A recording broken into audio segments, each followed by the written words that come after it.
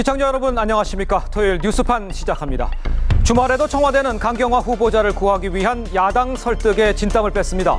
전직 외교부 장관 10명 강경화 후보자 지지를 선언했지만 야3당은 부적격 인사라면서 반대하고 있습니다. 오늘 60 민주항쟁 30주년 기념식이 열렸습니다. 문재인 대통령도 참석을 했는데 이한열 군 어머니도 함께 참석을 했습니다. 좌천된 검사가 정윤의 문건 재수사로 명예회복을 원하고 있습니다. 국정원은 특별팀을 만들어서 이명박 박근혜 정부 당시 벌어진 7대 사건을 파헤칩니다. 경남 고성과 전북 순창에서도 처음 양성 반응이 나오는 등 AI가 급속도로 확산되고 있는데 감염 경로는 오리무중입니다. AI 상황 점검합니다. 자, 먼저 사면초가에 놓인 한국 외교 상황부터 전해드리겠습니다.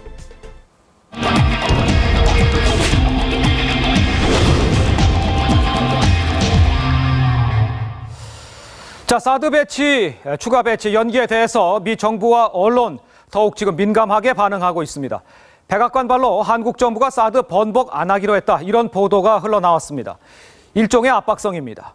문재인 정부가 친중 정책을 핀다는 우려 섞인 보도까지 나오고 있는 상황입니다. 먼저 윤혜웅 기자의 보도입니다. 미국 현지 매체는 백악관 고위 관계자 발로 한국 정부가 사드 배치를 되돌리지 않을 것으로 확언했다고 보도했습니다.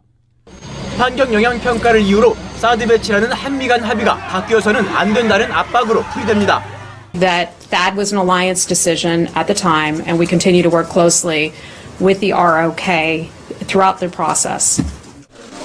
미 주요 언론들도 문재인 정부의 사드 추가 배치 연기에 대해 일제히 우려의 목소리를 냈습니다. 워싱턴 포스트는 문재인 대통령이 사드 정지 버튼을 눌렀다고 했고, 뉴욕타임스는 대선 당시 사드 배치를 재검토해야 한다는 문 대통령의 발언을 다시 언급하며 사드 포대 6개를 모두 설치해야 한국을 완벽하게 지킬 수 있다고 강조했습니다. 영국 파이낸셜 타임스는 문 대통령의 친중 정책이 미국을 불편하게 한다고 지적했습니다. 한미 정상회담을 앞두고 청와대가 서둘러 사드를 근본적으로 바꿀 의도가 없다고 수습에 나섰지만 미국의 의구심을 완전히 해소하지는 못한 모습입니다. TV조선 윤혜웅입니다. 자, 보셨지만 미국은 이렇게 불만이 가득한데 정작 우리나라가 사드 추가 배치를 조금 연기한 것에 대해서 중국이 박수를 치는 건 또 아닙니다. 중국 관영 언론은 오히려 문재인 정부에 대해서 잔꾀를 쓰지 말라면서 더 강한 경고를 보내고 있습니다. 이태영 기자입니다. 중국 관영 언론 환구시보 9일자 온라인판에 실린 기고문입니다. 환구시보는 정치평론가 기고를 통해 문재인 대통령은 잔꾀를 쓰지 말라며 사드를 철회하지 않으면 모든 피해는 한국과 한국 국민들이 입게 될 것이라고 경고했습니다. 사드 배치 보류를 꼼수로 보고 완전 철회 입장을 강하게 주장한 겁니다. 中俄在东北亚保持这种战略平衡方面呢，会携手行动，给美国和韩国制造一种新的压力。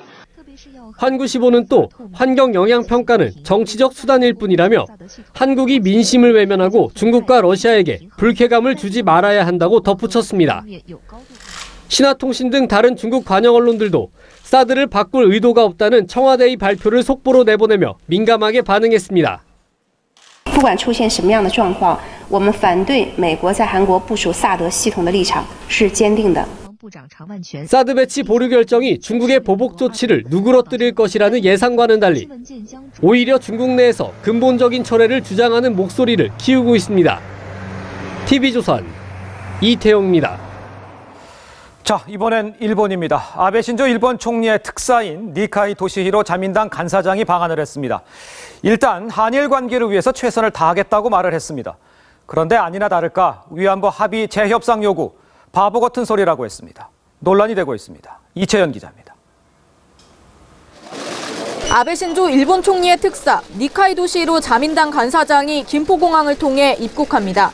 나가미네 야스마사 일본 대사와 한국 재계 인사, 일본 추호대학 동문들과 기념사진을 촬영합니다. 니카이 특사는 특사로서의 역할에 대해 최선을 다하겠다고 말했습니다. みんなの協力でね、ベストを尽くしたいと思います。360人来ております。 위안부 재협상에 대한 질문에는 말을 아꼈습니다. 하지만 니카이 특사는 출국 전 언론 인터뷰에선 서로 이야기해 해결했고 일본이 돈도 지불했는데 재협상 하자는 바보 같은 이야기를 하는 건 국제적으로 통하지 않는다고 말했습니다. 니카이 특사는 대표적인 지한파지만 부산 소녀상에 대한 반발로 아베 총리가 일본 대사를 일시 귀국시켰을 땐 동조했습니다. 한국을 성가신 국가라고 표현하기도 했습니다. 김대중 노벨평화상 기념관 방문으로 첫 일정을 시작한 니카이 특사는 오는 12일 문재인 대통령에게 아베 총리의 친서를 전달하고 다음 달 이뤄질 한일 정상회담에 대해 논의합니다. 이낙연 국무총리와 박원순 서울시장, 서청원 전 한일의원연맹 회장과도 만납니다. TV조선 이채연입니다. 자, 미, 중, 일과의 외교 상황이 이렇게 어려운데 북한은 사거리 1000km 이상의 대륙간 탄도미사일 ICBM을 곧 쏘겠다고 위협을 했습니다. 미 본토 전 지역을 타격할 수 있다 이렇게 말을 하고 있습니다. 그런데 정작 중요한 것, 미국에서도 현실 가능성이 있다는 이런 진단이 나오고 있습니다. 최수영 기자입니다. 북한이 대륙간 탄도미사일 ICBM 시험 발사 시기가 멀지 않았다고 공언했습니다. 김정은이 올 신년사에서 ICBM 발사 준비를 거론한 지 5개월 만입니다. 대륙간 탄도로켓 시험 발사 준비 사업이 마감 단계에 이른 것을 비롯하여 노동신문은 핵탄두를 북에서 뉴욕까지 날릴 수 있는 탄도미사일 기술을 확보했다며 미 본토 전역을 타격할 수 있다 주장했습니다. 또 대륙간 탄도미사일 시험 발사의 대성공이 미국의 대북 적대 정책에 총파산을 낳을 것이라고 했습니다. 실제 북한은 지난 한 달 동안 5종의 미사일 발사에 성공하며 미사일 기술을 계속 진전시키고 있습니다. 열병식에서 공개한 신형 미사일 중 아직 쏘지 않은 건 사실상 ICBM뿐입니다. 제임스 시링 미 국방부 미사일 방어청장도 최근 미 의회 청문회에서 핵탄두를 장착한 북의 ICBM이 미국에 도달할 수 있다고 봐야 한다고 말했습니다. ICBM의 대기권 재진입 기술은 확보를 했고 탄두의 운반체가 목표 지역까지 날아가는 최종 시험만을 남겨두고 있는 것으로 보입니다. 가까운 기일 내 ICBM 시험 발사를 하면 3년 내 실전 배치할 수 있다는 전망이 나옵니다. TV조선 최수용입니다. 문재인 대통령이 100% 흠결 없는 사람은 없다면서 강경화 외교부 장관 후보자 임명 강행 가능성을 시사를 했습니다. 여당 지도부도 야당을 향해서 호소와 압박을 병행하고 있습니다. 최현목 기자입니다. 문재인 대통령은 야3당이 지명 철회를 요구하는 강경화 외교부 장관 후보자 등에 대해 최선의 정성으로 문제를 풀겠다고 했습니다. 문 대통령은 어제 민주당 지도부와의 청와대 만찬에서 100% 흠결 없이 완벽한 사람은 없다며 최선을 다해 국회를 설득하겠다고 말했습니다. 야당을 설득하되 계속 반대할 경우 임명을 강행하는 것도 검토할 수 있다는 의미로 해석됩니다. 여당 지도부도 일제히 지원 사격에 나섰습니다. 흠결의 정도가 과거의 정부에 비해서는 훨씬 더 국민들께서 이해해 줄 만한 그런 사정이고 이달 말 한미 정상회담 준비를 위한 시급성도 강조했습니다. 정말 국가의 대사가 앞에 놓여져 있는데 외교상이 없는 상태로 진행되는 것은 나라에도 전혀 도움이 되지 않기 때문에 설득과 압박을 병행하는 모습입니다. 한승주, 공로명, 윤영관, 송민순 등 전직 외교장관 10명도 성명을 통해 강 후보자는 북핵 문제 등을 능동적으로 해결할 수 있는 적임자라고 했습니다. TV조선 최현묵입니다. 청와대와 여당은 야당을 설득하고 압박하고 있는 상황입니다. 하지만 자유한국당 더 강경한 태도입니다. 문재인 정부가 강경화, 김상조, 김희수 후보자 문제를 해결하지 않으면 추경안과 정부 조직법 처리도 협조하기 힘들다고 했습니다. 정수영 기자입니다. 자유한국당 정우택 원내대표는 문재인 대통령이 한미 정상회담에 야당 의원의 동행을 제안한 데 대해 의미 있는 제안이라면서도 모든 것은 청문회와 연계돼 있다고 선을 그었습니다. 청와대가 강경화, 김상조, 김희수 후보자의 문제를 해결하는 게 먼저라는 겁니다. 야3당이 지금 모두 반대하는 입장에 있으니까 문재인 정부에서 해결을 해야 된다. 한국당은 정부 주도의 여야정 협의체 불참을 선언한 데 이어 다음 주 문재인 대통령과 국회 상임위원장단의 청와대 오찬 참석도 거부했습니다. 청와대가 강경화, 김상조 후보자의 임명을 강행하면 추경 예산안과 정부 조직 개편 법안을 통과시켜줄 수 없다는 입장입니다. 6월 국회 파행이 불가피해질 수 있습니다. 김희수 후보자도 국회 표결이 진행되면 국민의당과 바른정당의 눈치를 보지 않고 원칙 있는 야당의 모습을 보이겠다고 했습니다. 한국당 핵심 관계자는 이낙연 총리 때와 달리 표결에 참여해 항의 표시를 하겠다고 했습니다. TV조선 정수양입니다. 네, 더불어민주당이 불법 도청과 기자 해직 문제로 KBS와 MBC 사장의 퇴진을 요구한 데 대해서 야당은 더불어민주당이 언론을 장악하려는 시도라며 강하게 반발했습니다. 공영방송 사장의 임기가 보장된 만큼 초법적 행태라는 겁니다. 엄성섭 기자입니다. 자유한국당 원내대표를 지낸 정진석 의원이 더불어민주당의 KBS, MBC 경영진 사퇴 압박을 강하게 비판했습니다. 정 의원은 페이스북에서 문재인 정부가 임명된 지 2달 남짓된 방통위원을 비상식적인 방법으로 빼낸 것도 모자라 권력을 앞세워 공영방송 사장까지 갈아치우려 한다고 했습니다. 더불어민주당은 KBS 고대영 사장은 6년 전 민주당 최고위원회의 도청 의혹으로, MBC 김장겸 사장은 기자 해직 문제로 사퇴를 요구하고 있습니다. KBS 고대영 사장의 임기는 2018년 11월, MBC 김장겸 사장의 임기는 2020년 3월까지로 보장돼 있습니다.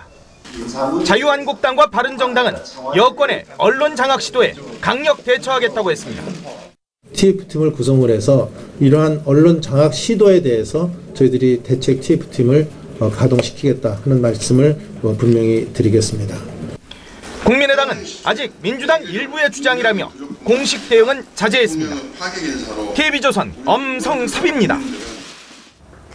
그제 검찰 인사에서 소위 우병우 라인으로 알려진 간부들이 좌천하면서 줄사표가 이어졌습니다. 그런데 좌천 인사 중 정윤회 수사를 맡았던 2명은 검찰을 떠나지 않았습니다. 수사에 문제가 없었다며 정윤회 재조사를 지켜보겠다는 건데 재조사 결과에 따라 인사에 대한 반발도 예상됩니다. 한우리 기자의 보도입니다. 청와대는 정윤회 문건 재조사가 필요하다는 뜻을 밝혀왔습니다. 당시 수사가 정윤회 씨 비선 실세 활동이 아니라 문건 유출에 초점을 맞춰 최순실 국정농단 사태를 더 키웠다는 겁니다. 박근혜 최순실 게이트와 관련해서도 과거 정부 하에서 검찰이 그 막강한 권력을 제대로 사용했더라면 이런 게이트가 초기에 미연에 예방되었으리라고 저는 믿고 있고요. 이런 맥락에서 당시 정윤회 문건 수사를 맡았던 유상범 전 창원지검장도 광주고검 차장으로 좌천됐습니다. 그런데 함께 좌천된 다른 검사장들이 바로 사표를 낸 것과 달리 유 검사장은 검찰을 떠나지 않았습니다. 정윤회 수사를 제대로 한 만큼 불명예 퇴진은 않겠다는 뜻으로 풀이됩니다.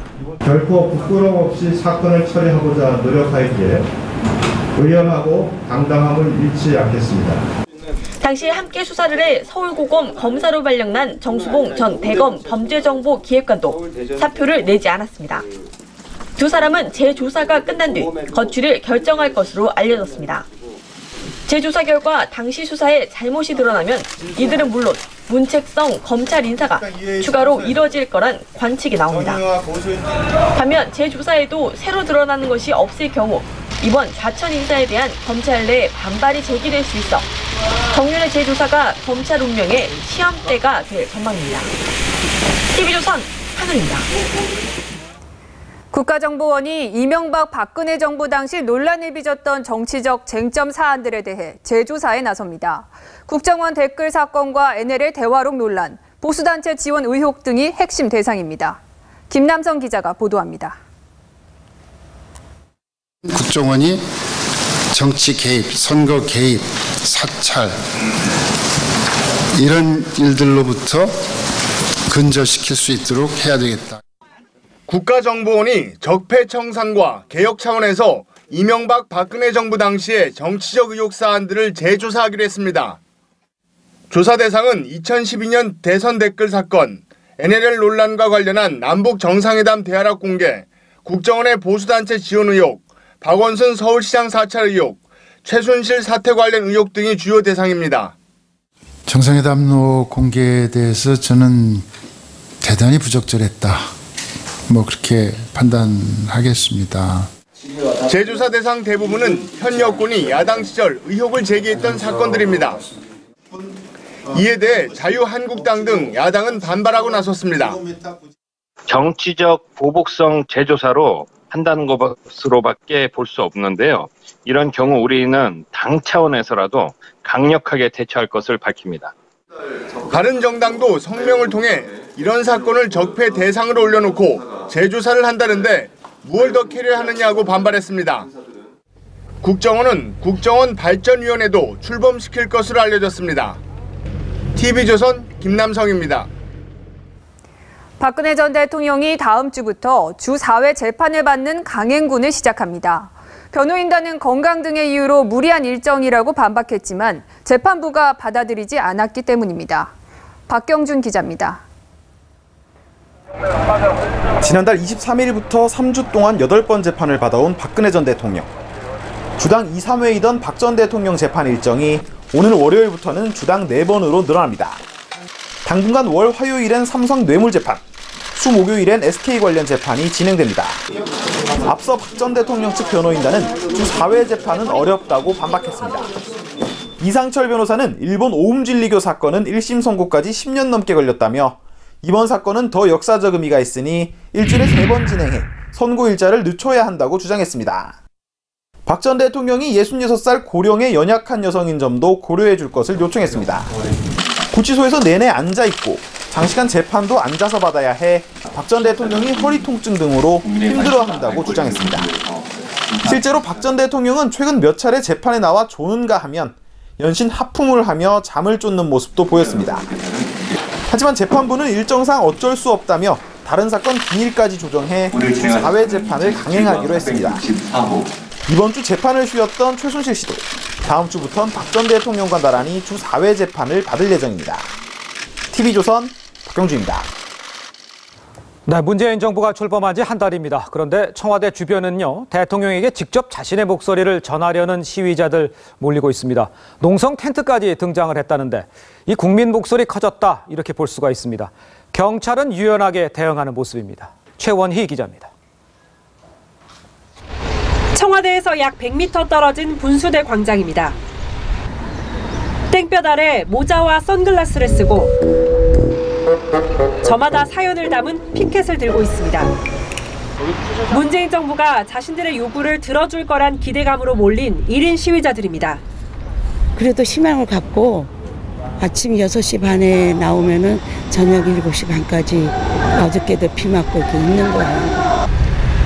실제로 문 대통령 취임 첫 달 분수대 앞 1인 시위는 398건으로 전달보다 3배 늘었습니다.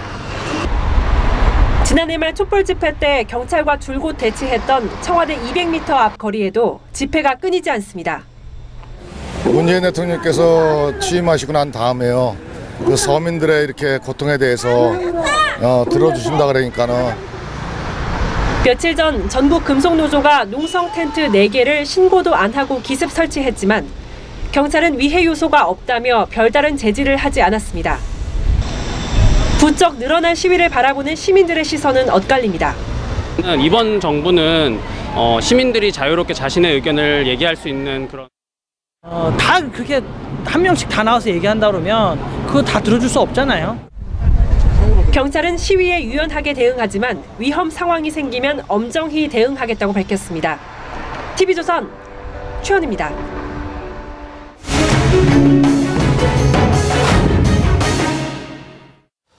국가보훈처가 북한의 서해 NLL 도발 피해 장병 유가족 중에서 문재인 대통령을 지지하는 일부 유가족만 현충일 추념식에 초청을 해서 논란이 일고 있습니다. 초대받지 못한 천안함, 제2연평해전, 또 연평도 포격 도발 유가족들 서운함을 표시합니다. 윤동빈 기자의 단독 보도입니다. 지난 6일 서울 동작구 국립현충원에서 열린 62회 현충일 추념식입니다. 문재인 대통령 부부 옆에는 내빈으로 초청된 김영관 애국지사와 연평도 포격 전사자 고 문광욱 일병의 아버지 문영도 씨가 있습니다. 국가를 위해 헌신한 한 분 한 분이 바로 대한민국입니다. 보수와 진보로 나눌 수도 없고 나누어지지도 않는. 정부는 올해부터 북한의 3대 서해 도발 사건인 천안함, 제2연평해전, 연평도 포격 도발 추모 행사를 서해 수호의 날로 통합해 운영하고 있는데 이날 현충일에는 문 씨만 초청됐습니다. 다른 53명 전사자 가족들은 초청장도 받지 못했습니다. 지난 대선 기간 동안 문재인 캠프 측은 안보관 우려를 불식시키기 위해 서해 NLL 전사자 유족들과 접촉해 지지 선언을 해줄 것을 제안했습니다. 하지만 문영조 씨만 지지 의사를 밝혔고 다른 유가족들은 나서지 않았습니다. 추념식에 초청받지 못한 한 유가족은 문 대통령은 안보에 좌우가 없다고 강조했는데 지지 선언을 한 유가족만 초청한 것을 보니 서운한 마음이 들었다고 했습니다. 국가보훈처는 연평도 포격 사건이 가장 최근이고 문광국 일병 계급이 가장 낮아 상징적으로 선정하게 됐다고 해명했습니다. TV조선 윤동빈입니다. 문재인 대통령의 부인 김정숙 여사가 이례적으로 여당 지도부 만찬에 참석했습니다. 조용한 내조를 넘어 적극적으로 청와대 전면에 나서는 모습입니다. 지선호 기자입니다. 문재인 대통령이 취임 후 처음으로 더불어민주당 지도부를 청와대에 초청했습니다. 와인을 곁들인 만찬에는 김정숙 여사가 대통령과 나란히 자리를 함께했습니다. 김 여사는 당 지도부와 손을 맞잡고 기념사진도 찍었습니다. 대통령의 정치적 회동에 영부인이 함께하는 것은 이례적인 일입니다. 지난달 5당 원내대표가 참석한 청와대 오찬 때는 김 여사가 직접 만든 후식과 협치를 당부하는 손편지를 전달해 내조 정치라는 말이 나왔습니다. 어제는 문 대통령을 대신해 김 여사가 직접 보훈단체 수상자를 청와대로 초청해 오찬을 가졌습니다. 장한 어머니상, 효자 효부상, 장한 아내상 등 3개 보훈단체 수상자가 모두 청와대에 초청을 받은 건 6년 만입니다. 따뜻한 식사 한 끼 대접하고 싶어서 이렇게 오시라 청했습니다. 김 여사는 또 노무현 전 대통령 서거 8주기, 현충일 기념식, 6월 민주항쟁 기념식 등 주요 행사에서 문 대통령 옆자리를 지키며 존재감을 보였습니다. 김 여사는 문 대통령이 당 대표이던 시절 내홍을 겪던 지도부 인사들을 집으로 초대해 화해 만찬을 갖기도 했습니다. TV조선 지선호입니다. 김정숙 여사의 적극적인 정치적 내조 활동이 눈길을 끌고 있는데요. 우리 역대 영부인과 외국 영부인들의 스타일은 어땠는지 정치부 백대우 기자와 자세히 분석해 보겠습니다. 자, 안녕하십니까. 자, 백 기자, 방금 리포트에서도 봤지만 이 김정숙 여사의 정치적 내조 굉장히 적극적인 모습이네요. 어떻습니까? 네, 그렇습니다. 그러니까 뭐 대선 이후뿐만 아니라 대선에 승리하기 전부터 이미 그 적극적인 활동을 했었었는데요. 그 20대 총선에서 여권의 심장인 호남에서 더불어민주당이 참패한 이후에 거의 매주 호남 지역을 찾았습니다. 네, 그렇죠. 청와대 핵심 관계자에 따르면요, 호남에서 굉장히 어려운 자리가 많았기 때문에 네. 김 여사가 소화제나 변비약 등 각종 약을 복용해가면서 강행군을 펼쳤다고 합니다. 네. 이런 강행군 덕분인지 문 대통령의 호남 특보라는 별명도 얻었었습니다.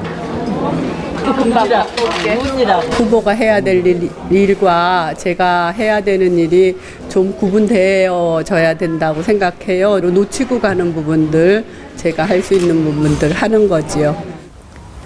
자, 근데 취임 이후에도 문재인 대통령을 돕는 모습이 자주 포착되지 않았습니까?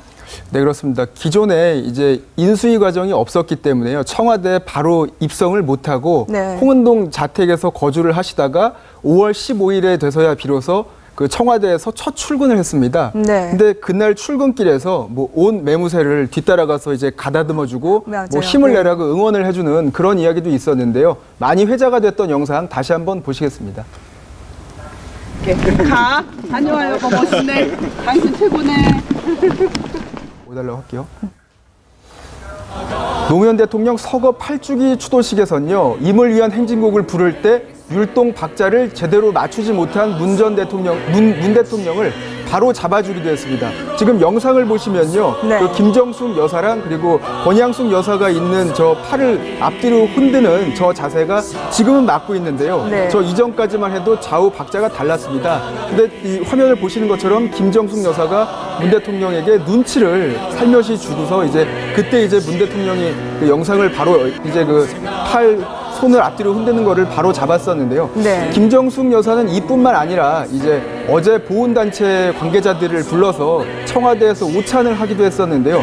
그 자리에서는 문 대통령 없이 단독으로 관계자들과 오찬을 나누기도 했습니다. 관련 영상 보시겠습니다.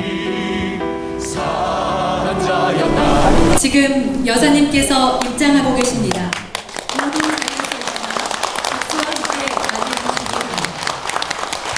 자, 근데 어제 이렇게 당청 만찬 자리에 참석을 했는데 이 영부인이 이런 자리에 참석하는 거 굉장히 이례적인 일 아닙니까? 네, 그렇습니다. 지금 보신 영상이 이제 점심 자리고요. 네. 저 이후에 이제 저녁 자리에 참석을 한 건데요. 보통은 이제 영부인께서는 뭐 음식을 나르거나 뭐 중간중간에 이제 뭐 차를 전해드릴 때 그때 잠깐 동안 말씀을 나누시는 거 말고는 거의 그런 경우가 없는데 네. 어제 같은 경우에는 굉장히 중요한 날이었습니다. 추미애 대표 같은 경우에는 대통령 당선 이후에 처음 만났던 자리인데요. 네. 그 자리에서는 뭐 각종 지금 뭐 인사청문회라던가 그런 현안들이 논의되는 굉장히 중요한 자리인데 그런 중요한 현안이 오고 가는 비공개 만찬 자리에 영부인께서 같이 참석을 하신 거거든요. 네네. 이전 영부인들은 이런 정치적인 회동 자리는 이제 가급적 좀 피해온 것으로 그랬었죠, 알고 있는데요. 근데 대신 이제 여성, 복지, 아동 등 사회적 약자를 돌보는 그런 역할에 집중을 해왔었는데요. 아무래도 김 여사는 적극적이고 활동적인 스타일이다 보니까 역대 영부인들과는 조금 다른 그런 모습을 보이는 듯한 분위기도 전해지고 있습니다. 그럼 한번 역대 영부인들 스타일도 한번 짚어보죠. 이제 먼저 박정희 전 대통령의 부인인 유경수 여사는 어땠습니까? 네, 그렇습니다. 어떻게 보면은 우리에게 영부인이라는 그런 이미지를 각인시켜준 처음 그 분이 바로 유경수 여사라고 하시는 분들도 많은데요. 네. 유경수 여사는 영부인 보좌를 위한 청와대 비서실, 현 제2부속실을 최초로 만들었고요. 양지회와 유경재단 등을 통해서 여성, 장애인, 아동 등 소외된 약자를 위한 봉사활동을 많이 했습니다. 네. 청와대 내 야당이라고 불릴 정도로 박정희 전 대통령에게 쓴소리도 많이 했다고 합니다. 그리고 김영삼 전 대통령의 부인인 손명순 여사는요. 네. 정치적 행사나 활동은 별로 하지 않았는데요. 기자들이 청와대를 찾으면 된장국을 따로 마련을 해서 건네주시기도 하고요. 굉장히 인간적인 면모를 많이 보여주셨다고 합니다. 제 기억으로는 이분은 좀 조용하신 분이 아니셨던가 싶은데 김대중 전 대통령의 부인 이희호 여사는 어땠습니까? 조금 달랐습니까? 네, 그렇습니다. 이희호 여사는 퍼스트레이디 최초로 해외 단독 순방을 떠나기도 했습니다. 네. 대통령과 같이 탄 게 아니라 혼자서 비행기를 타신 거죠. 지난 2002년 유엔 아동 특별총회에서 김 전 대통령을 대신해서 임시회의를 주재를 하기도 했고요. 기조연설을 하기도 했습니다. 그리고 이명박 전 대통령의 부인인 김윤옥 여사는 조용한 내조를 한 것으로 평가를 받고 있는데요. 네. 지난 2010년에 서울에서 열린 G20 정상회의 기간에 오찬과 만찬 메뉴를 직접 고르는 등 한식 세계화에는 적극적으로 나서는 그런 모습도 보였습니다. 뉴욕에서 한식 박람회를 열기도 했었죠. 네, 그렇습니다. 자, 그럼 이번에는 외국의 퍼스트 레이디들 한번 살펴볼게요. 누구부터 한번 알아볼까요? 네, 빌 클린턴 전 대통령의 부인인 힐러리 클린턴 전 상원의원 이야기를 하면요. 네. 힐러리 클린턴은 남편의 정치적 동지이자 적극적 조력자로 유명을 했습니다. 지난 대선 때는 민주당의 대선 후보로 나서서 일반 선거에서는 이겼지만 이제 주단위 상원의원 선거에서 이제 패해서 이제 고배를 마셨었는데요. 그리고 오바마 전 대통령의 부인 미셸 오바마는 남편보다 더 인기가 좋다고 할 정도로 호평을 받았었는데요. 그랬었죠. 네. 정치 전면에 직접적으로 나선 것은 아니었지만 고비마다 국민 통합적 메시지와 활동 등을 크게 해와서 주목을 받기도 했습니다. 그럼 현재 이제 트럼프 대통령의 부인은 좀 다르다는 평가를 받는데 어떻습니까? 네, 트럼프 대통령의 부인인 멜라니아 여사는 정치적 내조 활동에는 상대적으로 소극적인 그런 모습이 많습니다. 네, 맞습니다. 근데 공개석상에서 트럼프의 손을 뿌리치는 그런 장면, 저 지금 화면에 나오는 장면인데요. 트럼프 네. 대통령이 손을 잡으려고 하자 멜라니아 여사가 손을 뿌리치는 저 영상이 화제가 되기도 했었습니다. 네. 그리고 프랑스의 마크롱 대통령은 역대 최연소인 1977년생입니다. 네. 우리 나이로 치면은 42살인데요. 부인인 브릿지 트리니 여사는 남편보다 24살 연상입니다. 굉장히 화제가 됐죠. 네, 그렇습니다. 1953년생이죠. 뱀띠인데요. 연설문 작성을 돕는 등 정치적 조력자 역할을 톡톡히 하고 있습니다. 그 연설문을 작성을 할 때 그 도움을 준다라는 게 이게 간단한 일은 아닌데요. 그렇죠. 정치적인 내공이 상당히 할 수 있는 일인데 그런 역할을 톡톡히 하고 있다고 하고요. 중국 시진핑 국가주석의 부인인 펑리위안 여사 역시 활발한 활동을 벌이고 있습니다. 하지만 정치적 성격의 활동은 별로 없는 것으로 알려져 있는데요. 네. 펑리위안 여사는 중국 음악학원에서 성악을 전공했습니다. 그 김정숙 여사도 성악을 전공했는데 같은 성악 전공 출신이고요. 그러네요. 공통점이 그렇습니다. 있습니다. 네. 그래서 만나는 사람들에게 밝고 활기찬 모습을 전해준다. 그런 평가를 받고 있습니다. 그럼 앞으로 이제 김정숙 여사는 어떤 활동을 펼칠 것으로 보십니까? 네, 김 여사가 그 예전에 한 언론과의 인터뷰를 했었는데요.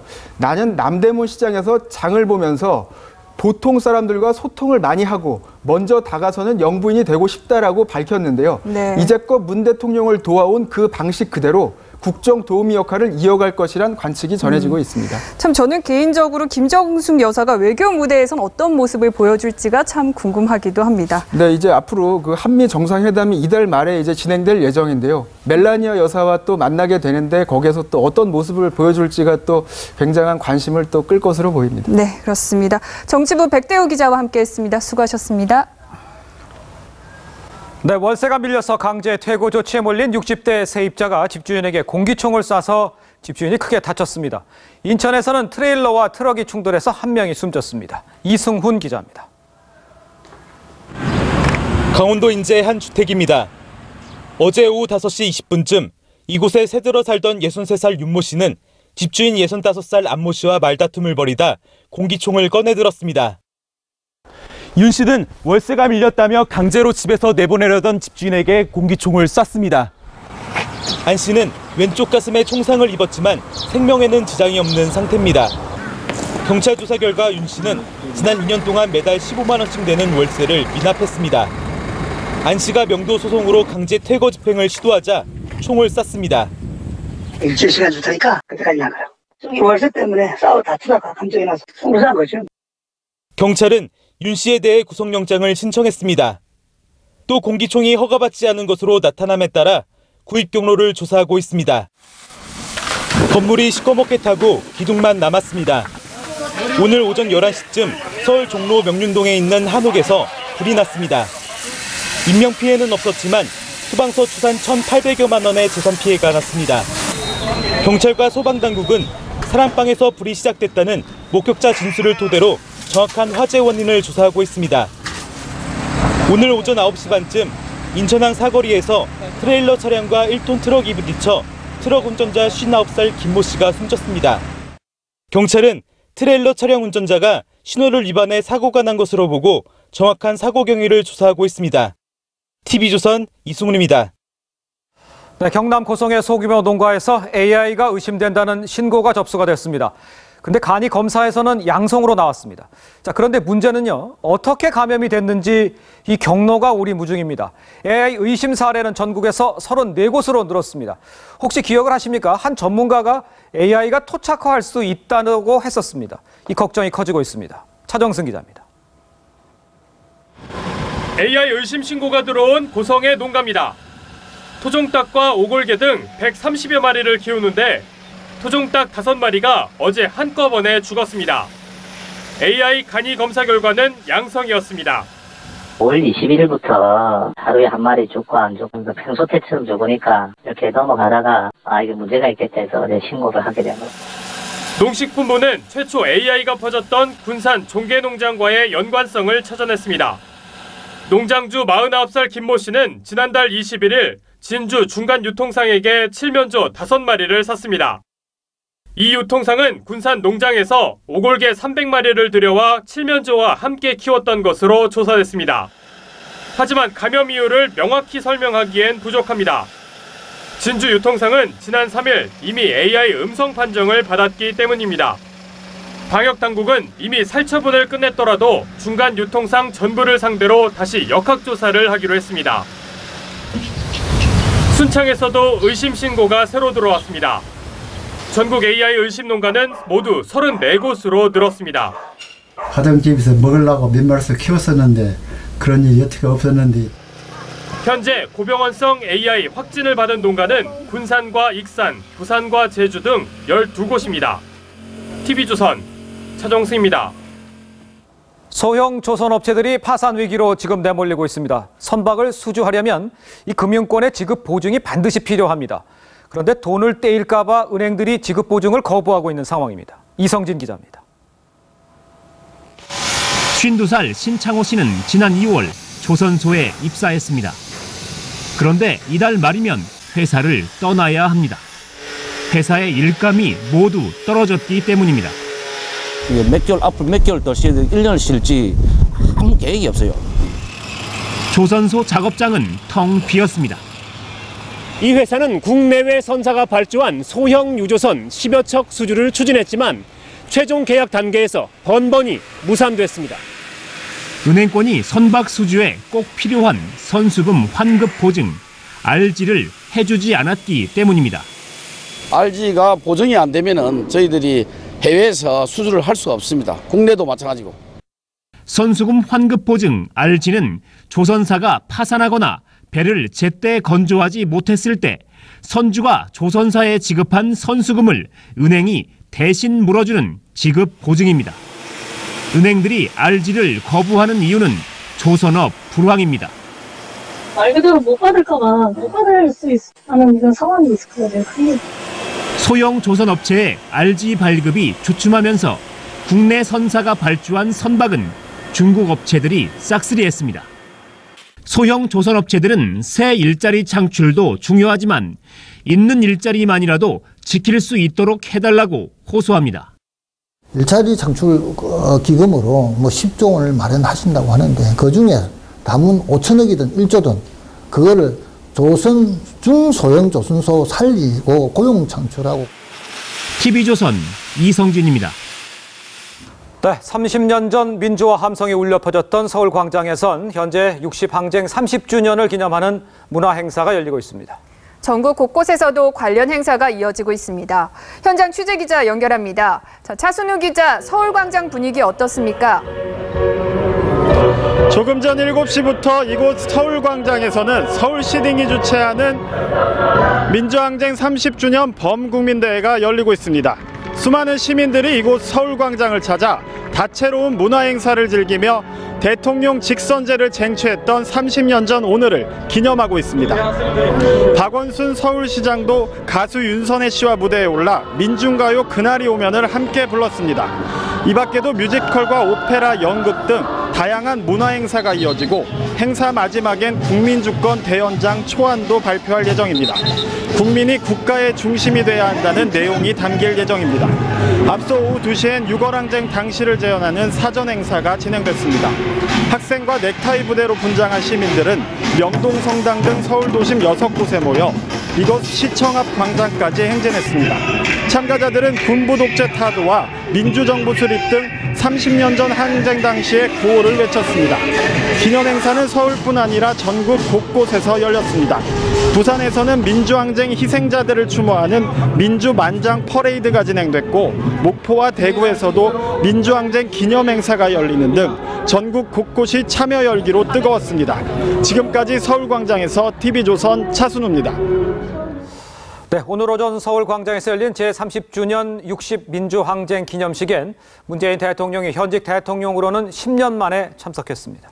문 대통령은 경제 민주주의를 새로운 도전으로 제시하며 일자리 문제 해결을 강조했습니다. 박소영 기자입니다. 일동, 묵념.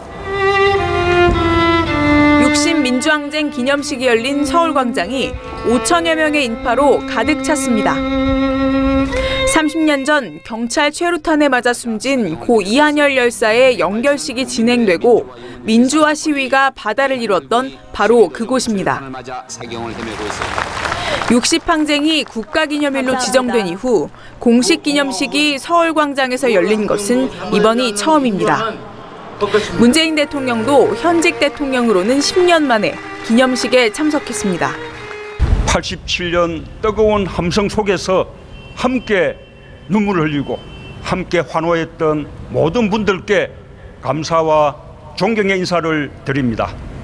새로운 도전은 경제민주주의라며 일자리 위기 극복을 강조했습니다. 이번 행사는 정부와 시민단체가 처음으로 함께 개최했다는 점에서도 의미가 있습니다. 시민단체는 그동안 정부가 주최한 공식 행사에 참석하지 않고 별도로 행사를 열어왔습니다. 그날 그렇게 싸워야만 했던 것은 아빠뿐만 아니라 그 시대를 살았던 모든 양심적인 사람들이 같은 꿈을 꾸었기 때문이었다. 서울에서도 박종철 열사의 희생을 기리는 6월항쟁 30주년 기념 학술대회가 열렸습니다. 아하 우리의 승리 죽어간 동지의 뜨거운 눈물. 행사에 참석한 이들은 60의 정신을 민주화 이후에도 이어가자고 다짐했습니다. TV조선 박소영입니다. 코미 전 FBI 국장의 세기의 폭로에 트럼프 대통령이 정면 돌파를 선언했습니다.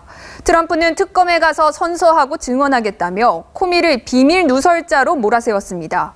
뚜렷한 물증이 없는 이상 진실 공방으로 몰고 가겠다는 전략으로 보입니다. 신한순 기자의 보도입니다. 제임스 코미 전 FBI 국장의 외압 폭로 17시간 뒤 트럼프 대통령은 먼저 트위터로 포문을 열었습니다.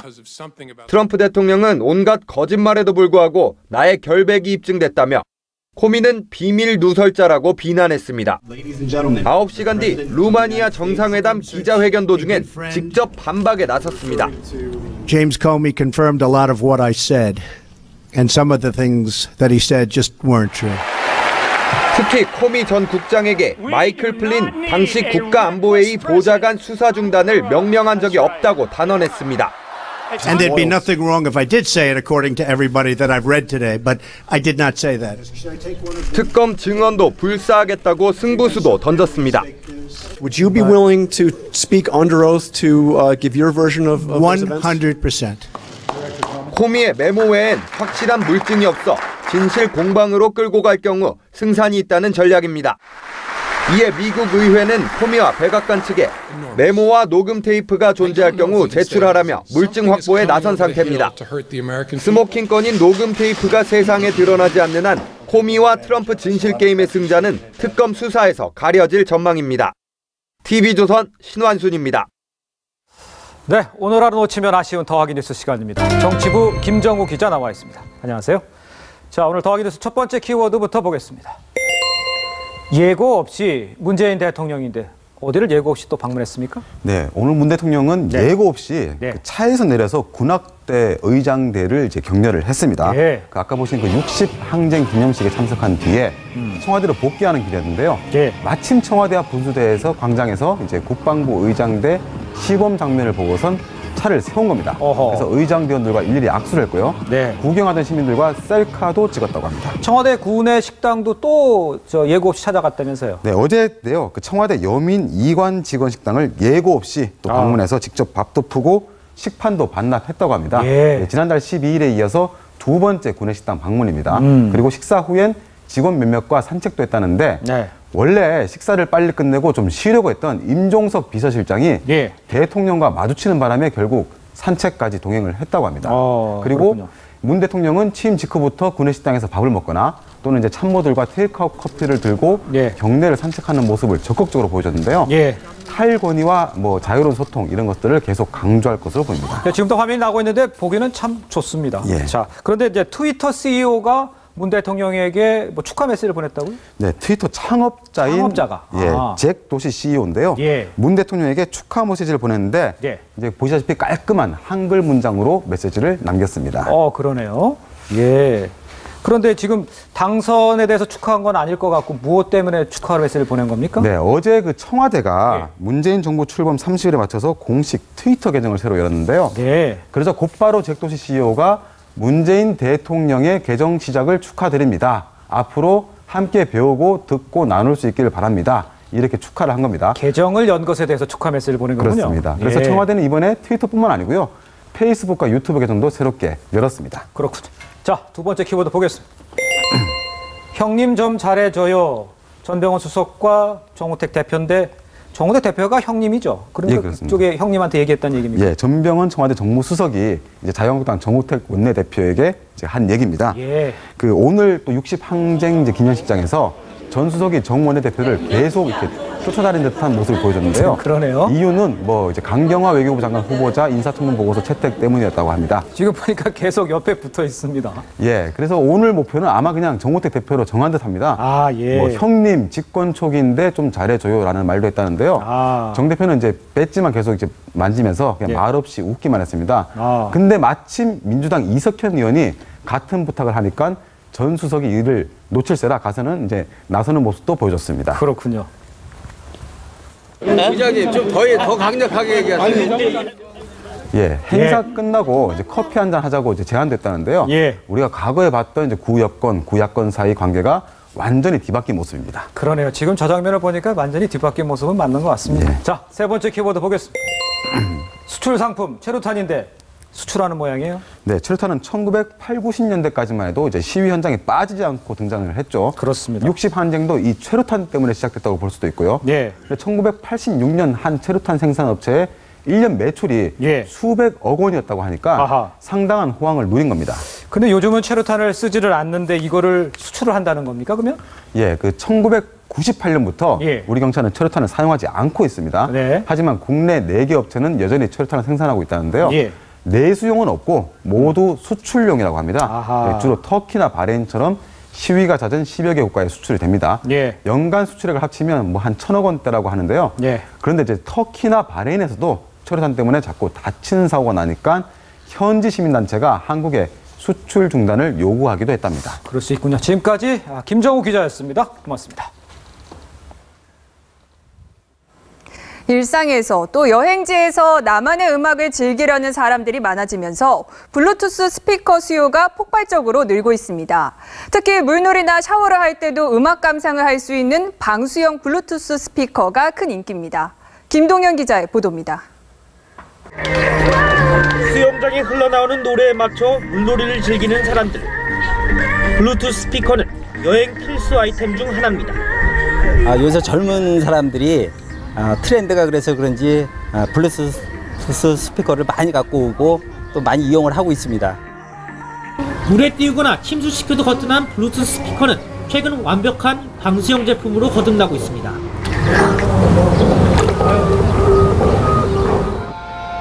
생활 방수가 가능한 4단계서부터 완전 방수가 가능한 7, 8등급 제품까지 출시되는데 부착형 제품은 샤워를 하며 전화 통화도 할 수 있습니다. 동준아 뭐해? 저 지금 샤워 중이에요. 아 그래? 제조업체들은 피서철을 앞두고 다양한 가격대의 제품을 내놓고 있습니다. 야외 캠핑, 나들이, 그다음에 수영장에 가서도 그렇게 사용할 수 있는 제품이어서 이게 사용자들의 층이 점점점 이렇게 많아지고 넓어지는 추세라고 볼 수 있어요. 블루투스 스피커의 거듭되는 진화는 여행지와 안방의 경계를 허물고 있습니다. TV조선 김동현입니다. 루이비통, 까르띠에 등이 세계적인 사랑을 받으며 명품 브랜드가 되기까지 끊임없는 혁신이 있었겠죠. 그 명성에 걸맞게 자신들만의 색깔과 의미를 담은 전시회를 잇따라 국내에서 열고 있습니다. 이루라 기자가 다녀왔습니다. 침대 위에 누워있는 여성. 가로 6.5m, 높이 3.9m로 크기도 거대하지만 얼굴에 잔주름, 피부결까지 사실적 표현이 압권입니다. 물가에 구부리고 있는 동물들도 보입니다. 종이에 화약을 터뜨려 세세한 동물의 움직임을 표현했습니다. 프랑스 명품 까르띠에가 공개한 소장품들로 보석 브랜드지만 작품을 직접 기획도 합니다. 웹툰으로 사회 문제점을 드러내고 메르스 사태라든지 아니면 뭐 김치녀 이런 표현도 있는 것 같고 특히나 약간 페미니즘 이슈를 주로 욕조에 타일을 붙여 표현한 백두산 천지 등 한국적인 색깔도 가미했습니다. 루이비통은 가방을 통해 160년 역사를 보여줍니다. 1854년 빗물이 잘 흘러내리도록 둥글게 제작된 트렁크를 시작으로 경비행기용 트렁크, 기차 좌석 아래 밀어넣는 트렁크, 요트 여행 때 빨랫감을 따로 넣을 수 있는 백 등 교통수단 발달로 달라진 가방 변천사를 한눈에 볼 수 있습니다. 기존에 알지 못했던 루이비통 히스토리에 대해서 조금 알 수 있었던 부분들이 있었고요. 그다음에 조금 더 이제 상품에 대해서 좀 더 친숙해질 수 있던. 샤넬 역시 이달 말 아시아 최초로 전시회를 열면서 명품 브랜드의 예술 사랑이 서울에서 이어질 예정입니다. TV조선 이루라입니다. LPGA 투어 메뉴라이프 클래식 2라운드에서 김효주가 공동 선두에 올랐습니다. 메이저리그에선 오승환이 시즌 14번째 세이브를 추가했습니다. 스포츠 소식 이다솜 기자입니다. 파4 13번 홀, 김효주가 깔끔하게 버디를 잡아냅니다. 전인지도 이에 질세라 15번 홀에서 롱버디 퍼팅을 성공합니다. LPGA 투어 매뉴라이프 클래식 둘째 날, 김효주가 중간 합계 12언더파로 렉시 톰슨, 알레나 샤프 등과 함께 공동 선두 그룹을 형성했습니다. 전인지도 선두에 한타 뒤진 공동 4위에 이름을 올렸습니다. 세인트루이스가 3대2로 앞선 9회, 마무리 오승환이 첫 타자에게 2루타를 허용합니다. 후속 타자를 땅볼로 잡았지만 주자는 3루. 오승환의 돌직구가 위력을 발휘했습니다. 시속 153km 빠른 공으로 삼진을 잡는 데 성공. 결국 시즌 14번째 세이브를 기록하며 팀의 7연패를 끊습니다. 3연패로 벼랑 끝에 몰린 클리블랜드가 1쿼터부터 맹공을 퍼붓습니다. 주인공은 역시 르브론 제임스. 시원한 덩크슛부터 깔끔한 3점슛까지 그야말로 코트를 지배합니다. 케빈 듀란트와 설정까지 펼치며 신경전에서도 밀리지 않는 모습. 결국 31득점, 11어시스트, 10리바운드, 트리플 더블에 성공하며 승부를 5차전으로 끌고 갔습니다. 프랑스 오픈 결승전은 나달과 바브린카의 대결로 압축됐습니다.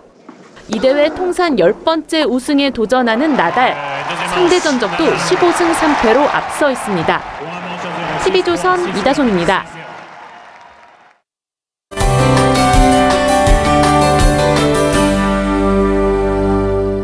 네, 밤사이 남부지방에는 비가 조금 내리겠습니다. 내일 새벽까지 제주의 최고 20, 남해안과 경북 내륙으로는 5mm 안팎의 비가 예상되는데요. 비가 그치고 나면 전국이 맑겠고 오늘만큼 덥겠습니다. 여기에 자외선도 무척 강하겠는데요. 자외선 차단에 신경을 쓰셔야겠습니다. 내일 대체로 맑겠지만 아침까지 남부 곳곳에 짙은 안개를 주의하셔야겠습니다. 내일 아침 기온은 오늘과 비슷하겠고 한낮에는 대부분 30도 가까이 올라가서 초여름 더위가 이어지겠습니다. 바다의 물결은 제주 남쪽 먼바다에서 최고 4m까지 매우 거세게 일겠습니다. 당분간 별다른 비 예보는 없는 상태입니다. 날씨 정보였습니다. 네, 리포트에서도 전해드렸지만 사드 문제로 인한 한미 간 갈등 양상이 심상치가 않습니다. 미국 곳곳에서 불만을 여과 없이 계속 드러내고 있습니다. 당장 이달 말에 한미 정상회담입니다. 불만 가득한 예측 불허의 트럼프를 1대1로 만나는 자리입니다. 외교 참사를 맞을 거란 우려의 목소리도 나옵니다. 어느 때보다 냉정한 분석, 철저한 준비가 요구됩니다. 뉴스판 마칩니다. TV조선은 사실을 보고 진실을 말하는 노력을 계속하겠습니다. 저희는 내일 다시 찾아뵙겠습니다. 시청해주신 여러분 고맙습니다.